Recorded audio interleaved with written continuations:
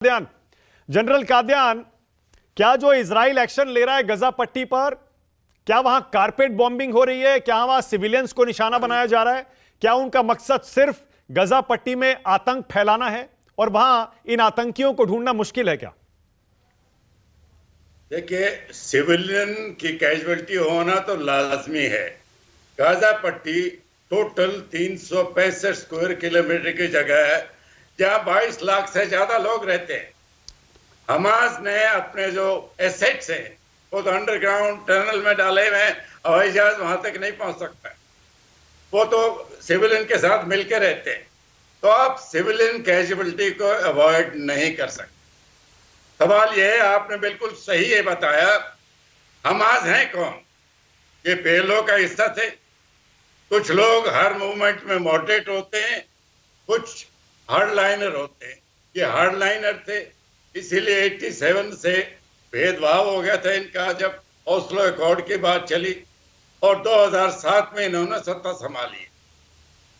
अभी क्या Hamas politician का हिस्सा है या नहीं है, सवाल वो है।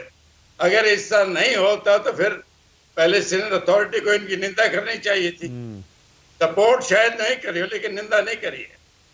डिप्लोमेसी कभी सीधी लाइन पर नहीं चलती है, जहां तक मैं समझता हूं। जो बातें नहीं कही जाती वो भी उतनी जरूरी है जो कही जाती है। भारत हमेशा आतंकवाद का शिकार रहा है। सिद्धांत के तौर पर हमारे इस हमले की निंदा करना बिल्कुल सही है, लेकिन उस निंदा करने में हमारे जो रिश्ते अरब कंट्रीज हैं उन पर असर पड़ता है, और पड़ा है। कई अरब कंट्रीज ने हमारी निंदा की है। तो हमारे लिए ये बार बार कहना जरूरी नहीं कि हम इजराइल के साथ खड़े हैं। हम आतंकवाद के खिलाफ हमने बोल दिया, और वो बोलना भी चाहिए। हम तो शिकार रहे आतंकवाद।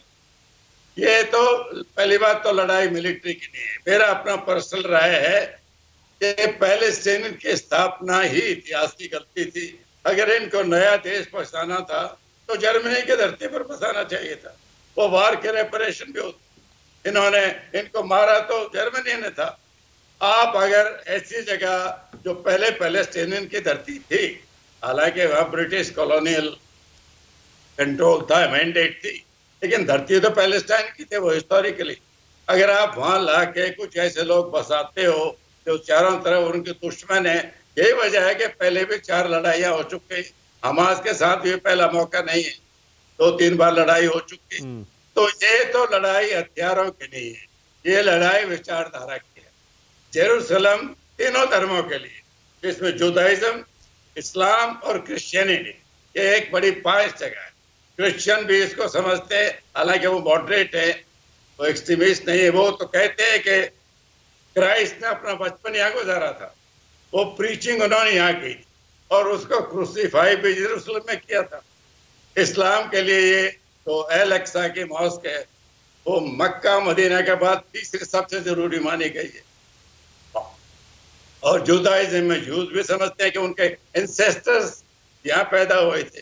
मेरा मानना है कि अगर इजराइल को आप जर्मनी में बसाते और उनको जब भी वो वर्शिप करना चाहते हैं, राइट करो। अब भी हर मुस्लिम तो मक्का मदीना में नहीं रहता।